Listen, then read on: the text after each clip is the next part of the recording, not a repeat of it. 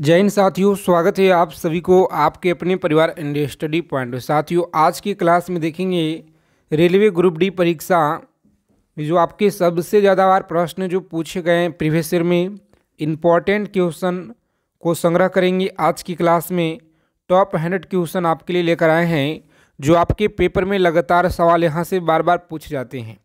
तो अगर आप लोग इस बार रेलवे ग्रुप डी एग्ज़ाम को क्रैक करना चाहते हैं तो साथ ही इस क्लास को बिना स्किप किए हुए अंत तक देखेंगे। एक एक चीज़ों को आप लोग याद रखिएगा और कॉपी पेन लेकर आप लोग लिख लेंगे। आप सभी के पेपर में सवाल यहीं से देखने को मिलेंगे, बिल्कुल 100% जी। तो चलिए क्लास को बिना देरी किए हुए शुरू करते हैं। एक एक चीज़ों को आपको याद रखना है। तो जितने भी साथी क्लास में अगर पहली बार जुड़े हैं तो फटाफट चैनल को आप लोग सब्सक्राइब कर लीजिएगा और बगल में एक बेल आइकन प्रेस करके ऑल पे ज़रूर आप लोग सेव कर लेंगे। तो चलिए साथी, क्लास आपका शुरू हो गया है। पहला नंबर सवाल है आपकी स्क्रीन पे। चलिए आंसर करेंगे आप लोग प्रत्येक सवाल का कमेंट बॉक्स के माध्यम से। रूसी क्रांति की जो शुरुआत है यह किस वर्ष में हुई थी? रूसी क्रांति की शुरुआत किस वर्ष में हुई थी? चलिए बताएंगे आप लोग। सही आंसर आप लोग याद रखिएगा, बी ऑप्शन को लॉक करेंगे। 1917 आप लोग याद रखेंगे। रूसी क्रांति की जो शुरुआत है 1917 में हुई थी। आगे देखेंगे यहाँ पे अगला प्रश्न पूछा गया आपके एग्जाम में, union of Soviet socialist Republic कब अस्तित्व में आया? बताएंगे union of Soviet socialist Republic में कब अस्तित्व में आया? तो याद रखेंगे डी ऑप्शन को लॉक करेंगे। यहाँ पे 1923 में आया जी। 1923 में अस्तित्व में आया, आप लोग याद रखेंगे। चलिए देखेंगे नेक्स्ट क्वेश्चन है। 3 नंबर प्रश्न है आपके स्क्रीन पे। वैज्ञानिक समाजवाद का जो सिद्धांत है यह किसने दिया? वैज्ञानिक समाजवाद का जो सिद्धांत है यह किसने दिया? तो याद रखेंगे सी ऑप्शन को लॉक करेंगे एग्जाम में और आगे बढ़ेंगे।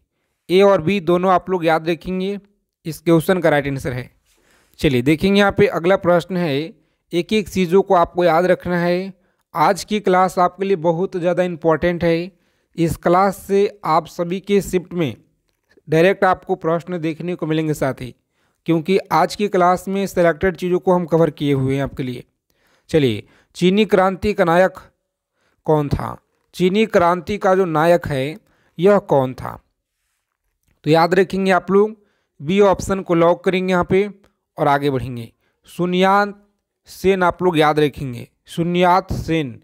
चलिए देखेंगे यहाँ पे अगला प्रश्न है कि चीन के जनवादी गणराज्य की जो स्थापना है यह कब हुई? चीन के जनवादी गणराज्य की जो स्थापना है यह कब हुई जी? तो याद रखेंगे सी ऑप्शन 1949 में आप लोग याद रखेंगे। सी ऑप्शन रहेगा आपका राइट आंसर। चलिए, क्लास के फ्री PDF के लिए टेलीग्राम चैनल, व्हाट्सएप ग्रुप को आप लोग ज्वाइन कर लीजिए, जिसका लिंक आपको नीचे डिस्क्रिप्शन में दिया गया है। चलिए देखेंगे यहाँ पे अगला क्वेश्चन है, यूरोप का मरीज किसे कहा जाता है? तो यूरोप का जो मरीज है तुर्की को कहा जाता है जी। याद रखेंगे आप लोग, सी ऑप्शन रहेगा आपका राइट आंसर। चलिए देखेंगे यहाँ पे अगला प्रश्न है। 7 नंबर सवाल है, फासिज्म का जो जन्मदाता किसे कहा जाता है? बताएंगे फासिज्म का जन्मदाता किसे कहा जाता है? तो याद रखेंगे आप लोग मुसोलिनी, आप लोग याद रखिएगा। ए ऑप्शन को लॉक करेंगे यहाँ पे और नेक्स्ट आगे बढ़ेंगे जी। चलिए बताएंगे आप लोग फटाफट से।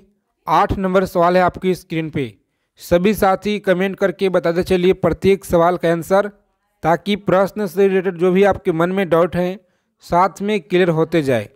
निम्नलिखित में से किस व्यक्ति ने एक राष्ट्र एक नेता का नारा दिया था? बताएंगे एक राष्ट्र और एक नेता का नारा दिया था, किसने दिया? तो याद रखेंगे आप लोग, सही आंसर आपका यहाँ पे हिटलर, आप लोग याद रखिएगा, हिटलर। चलिए देखेंगे अगला प्रश्न है। सभी साथी क्लास को लाइक कर देंगे आगे चलने से पहले। क्लास को आप लोग लाइक कर दीजिए, जितने साथी लोग क्लास को देख रहे हैं, ताकि आपका एक लाइक हमें आपके लिए बहुत ज़्यादा मोटिवेशन लाता है इसी तरह की कंटेंट आपके लिए लेकर आने के लिए जी। चलिए बताएंगे यहाँ पे 9 नंबर सवाल है, त्रिगुट का जो निर्माण है निम्न में से किस देश ने यह किया था? त्रिकूट का निर्माण किस देश ने किया था? तो याद रखेंगे आप लोग, सही आंसर इस प्रश्न का 9 नंबर जो सवाल आपकी स्क्रीन पे है, डी ऑप्शन है। कौन सा? इटली हो गया, ऑस्ट्रेलिया, जर्मनी, ये सभी के सभी राइट आंसर है, डी ऑप्शन। चलिए देखेंगे साथ ही अगला क्वेश्चन है, कम समय में जितना हो सके रिवीजन करेंगे, ज़्यादा से ज़्यादा अच्छे क्वेश्चनों को जो आपके पेपर में आने की पूरी संभावना है, बिल्कुल 100% जी। चलिए, निम्न में से कौन सा देश है जो मित्र राष्ट्र में शामिल था? तो अच्छे से आप लोग याद रखेंगे, मित्र राष्ट्र में शामिल था। सही आंसर डी ऑप्शन को लॉक करेंगे यहाँ पे और आगे बढ़ेंगे। चलिए देखिए यहाँ पे फ्रांस की जो क्रांति है शुरुआत किस वर्ष में हुई थी? तो याद रखेंगे आप लोग, किस वर्ष में शुरू हुई थी? सही आंसर आपका सी ऑप्शन है जी, 1789 में। आप लोग याद रखिएगा, सी ऑप्शन को लॉक करेंगे एग्जाम में और नेक्स्ट आगे बढ़ेंगे। चलिए बताएंगे यहाँ पे नेक्स्ट क्वेश्चन है, जर्मनी के एकीकरण हेतु बिस्मार्क ने किस नीति का अनुसरण किया था? बताएंगे, जर्मनी के एकीकरण हेतु बिस्मार्क ने किस नीति का अनुसरण किया था? तो सही आंसर आप लोग याद रखेंगे प्यारे साथियों, लौह एवं रक्त की नीति, लौह एवं रक्त की नीति आप लोग याद रखिएगा, ए ऑप्शन को लॉक करेंगे यहाँ पे और आगे बढ़ेंगे जी। चलिए देखेंगे यहाँ पे अगला प्रश्न है, किस वेद को भारतीय संगीत का मूल वेद क्या है? तो मूल वेद कहा जाता है। याद रखेंगे आप लोग, मूल वेद कहा जाता है सामवेद को। याद रखिएगा आप लोग, सामवेद को कहा जाता है मूल वेद। चलिए अपना अपना स्कोर कमेंट करके जरूर बताइएगा आप लोग कितना स्कोर आप लोग किए हैं। और आज की क्लास के अंत में साइंस के प्रश्न भी देखेंगे, तो एक एक चीज़ों को आप लोग समझिए और याद रखिए, पेपर में आपके यहीं से सवाल मिलेंगे जी। महात्मा बुद्ध को किस स्थान पे महापरिनिर्वाण प्राप्त हुआ था? बताएंगे, महात्मा बुद्ध को किस स्थान पे महापरिनिर्वाण प्राप्त हुआ था? तो सही आंसर है कुशीनगर में आप लोग याद रखिएगा। चलिए, भगवान बुद्ध ने अपना पहला उपदेश कहाँ पे दिया था? भगवान बुद्ध ने अपना जो पहला उपदेश है कहाँ पे दिया था? तो याद रखेंगे आप लोग, सारनाथ में। कहाँ पे जी? याद रखेंगे आप लोग, सही आंसर आपका डी ऑप्शन है, सारनाथ। चलिए देखेंगे अगला प्रश्न है कि बुद्ध का जो जन्म है यह कहाँ पे हुआ था? बुद्ध का जन्म आप लोग याद रखेंगे कहाँ पे हुआ था? तो सही आंसर आपका है लुम्बिनी में जी। कहाँ पे? लुम्बिनी में आप लोग याद रखेंगे, ए ऑप्शन रहेगा राइट आंसर। चलिए, जैन धर्म की पहली संगीत कहाँ जो है हुई थी? बताएंगे, जैन धर्म की जो पहली संगीत कहाँ पे हुई थी? तो सही आंसर आप लोग याद रखेंगे पाटलिपुत्र में, बी ऑप्शन को लॉक करेंगे एग्जाम में और नेक्स्ट आगे बढ़ेंगे। चलिए बताइए आप लोग, 18 नंबर सवाल है, सांची का जो स्तूप है यह किसने बनवाया था? सांची का स्तूप किसने बनवाया था? तो याद रखेंगे साथी, अशोक के द्वारा यह बनवाया गया था, बी ऑप्शन हमारा राइट आंसर है जी। चलिए सभी साथी स्कोर अपना अपना बताइएगा और जितने भी साथी क्लास में पहली बार जुड़े हैं फटाफट से चैनल को आप लोग सब्सक्राइब कर लीजिएगा और बगल में एक बेल आइकन प्रेस करके ऑल पे ज़रूर आपको सेव कर लेना है जी, ताकि परीक्षा से जो भी आपके जानकारी रिलेटेड आए सूचना, तो सभी सूचना आपको सबसे पहले समय से मिल पाए। चलिए, भारत का नेपोलियन किसे कहा जाता है? बताएंगे, भारत का नेपोलियन किसे कहा जाता है? तो याद रखेंगे ऑप्शन नंबर सी, समुद्रगुप्त। आप लोग याद रखिएगा, सही आंसर है समुद्रगुप्त, आपको याद रखना है। चलिए, हड़प्पा नगर की खोज यह किसने की थी? हड़प्पा नगर की जो खोज है किसने की थी? तो दयाराम साहनी के द्वारा आप लोग याद रखेंगे, दयाराम साहनी हड़प्पा नगर की खोज की थी। चलिए देखेंगे अगला प्रश्न है कि विश्व में नवजागरण की जो शुरुआत है यह किस देश में हुई?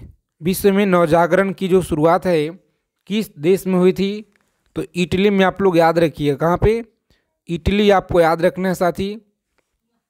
ए ऑप्शन को लॉक करेंगे एग्जाम में और आगे बढ़ेंगे। चलिए, यूरोप में धर्म सुधार आंदोलन की जो शुरुआत है यह किसके प्रयास से हुई? बताएंगे। यूरोप में धर्म सुधार आंदोलन की जो शुरुआत है किसके प्रयास से हुई? तो याद रखेंगे डी ऑप्शन को लॉक करेंगे, मार्टिन लूथर। डी ऑप्शन रहेगा आपका राइट आंसर। चलिए, तुम मुझे खून दो मैं तुम्हें आज़ादी दूंगा किसका नारा था? बताइए, बहुत इम्पोर्टेंट सवाल है आपके लिए। और इससे पीछे क्लास आपको जो दिया गया है रेलवे का स्पेशल टॉप 50 क्वेश्चन, उसे आप लोग जरूर लगा कर जाइएगा परीक्षा में, क्योंकि उस क्लास से आप लोगों को 1 से 2 सवाल आपको डायरेक्ट देखने को मिलेंगे जी। प्रीवियस ईयर में बार बार पूछे गए हैं, तो पीछे वाली क्लास को आपको देख लेना है।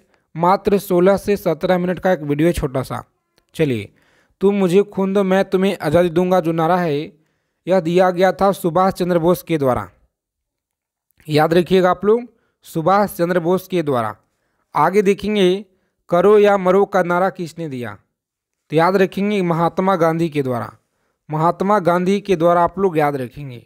दिल्ली चलो का नारा किसने दिया? सुभाष चंद्र बोस के द्वारा। याद रखिएगा आप लोग, सुभाष चंद्र बोस के द्वारा यह नारा दिया गया था। चलिए, अगला प्रश्न है, इनकलाब जिंदाबाद का जो नारा है यह किसने दिया? तो इनकलाब जिंदाबाद भगत सिंह के द्वारा आप लोग याद रखिएगा। बहुत महत्वपूर्ण सवाल है जी। चलिए, आगे देखेंगे यहाँ पे, ओणम त्यौहार किस राज्य में मनाया जाता है? ओणम त्यौहार किस राज्य में मनाया जाता है? तो ओणम याद रखिएगा केरल में जी। कहाँ पे? केरल राज्य में आप लोग याद रखिएगा ओणम त्यौहार मनाया जाता है। चलिए, आगे देखेंगे 28 नंबर प्रश्न है कि द्वितीय विश्व युद्ध के दौरान अमेरिका ने किस शहर पे परमाणु बम गिराया था? द्वितीय विश्व युद्ध के दौरान अमेरिका ने किस शहर पे परमाणु बम गिराया था? तो प्यारे साथियों, आप लोग याद रखिएगा, सी ऑप्शन को लॉक करेंगे। ए और बी दोनों आपको याद रखना है। सही आंसर है जी। चलिए देखेंगे, 29 नंबर सवाल है आपकी स्क्रीन पे कि प्रथम विश्व युद्ध में अमेरिका किस वर्ष शामिल हुआ था? प्रथम विश्व युद्ध में अमेरिका कब जो है शामिल हुआ था? तो याद रखेंगे डी ऑप्शन, वर्ष 1915। वर्ष 1915 में शामिल हुआ था जी।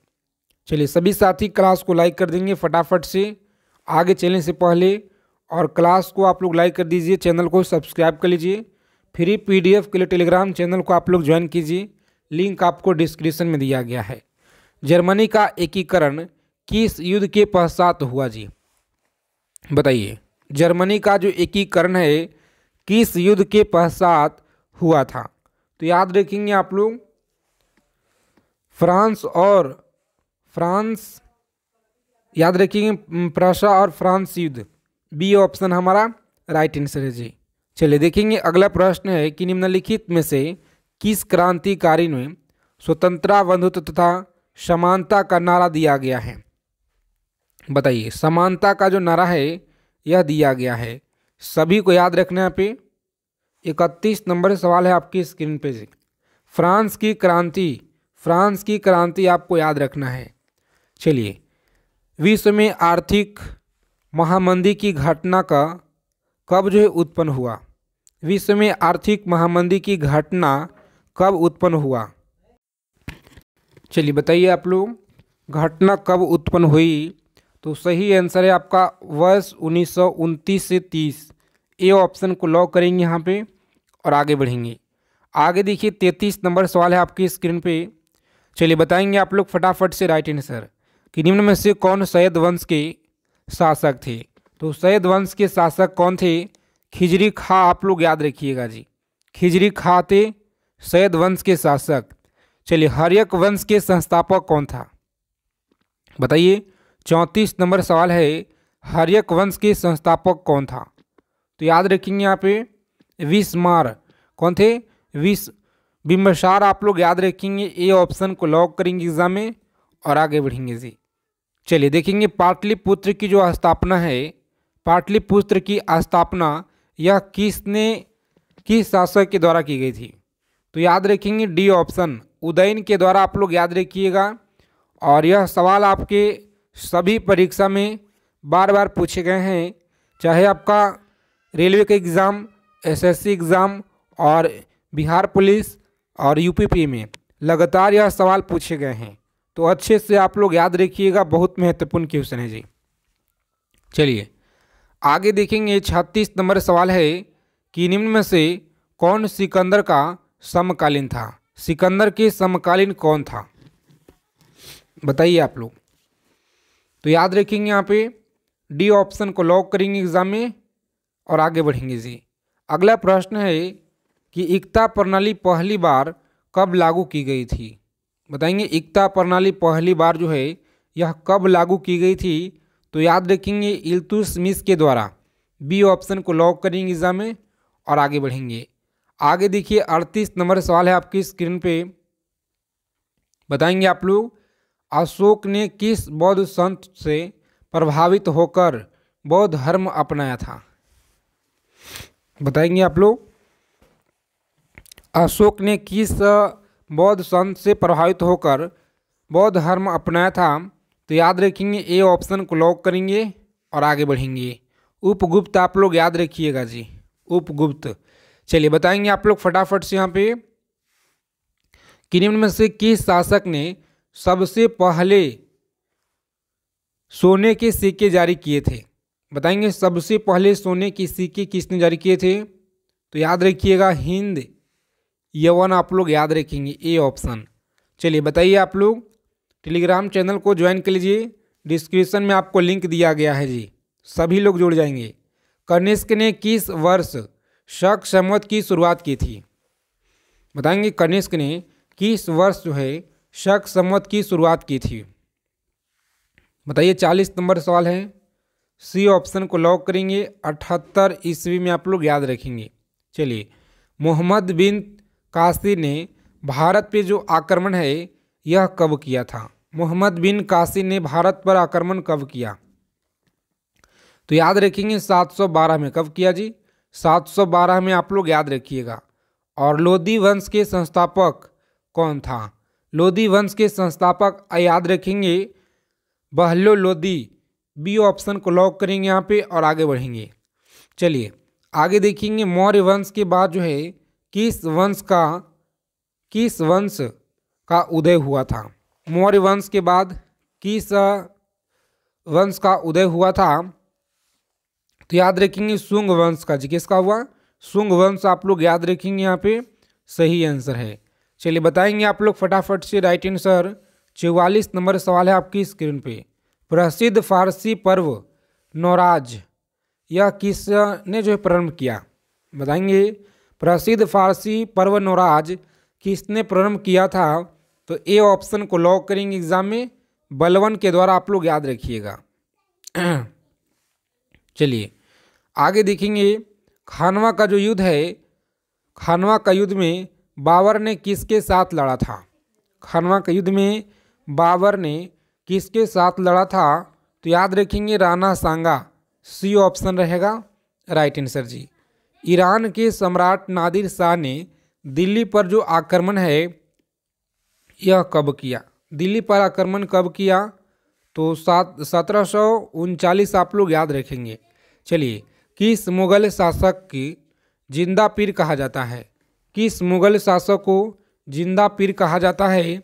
तो याद रखेंगे सी ऑप्शन औरंगजेब आप लोग याद रखिएगा, राइट आंसर है।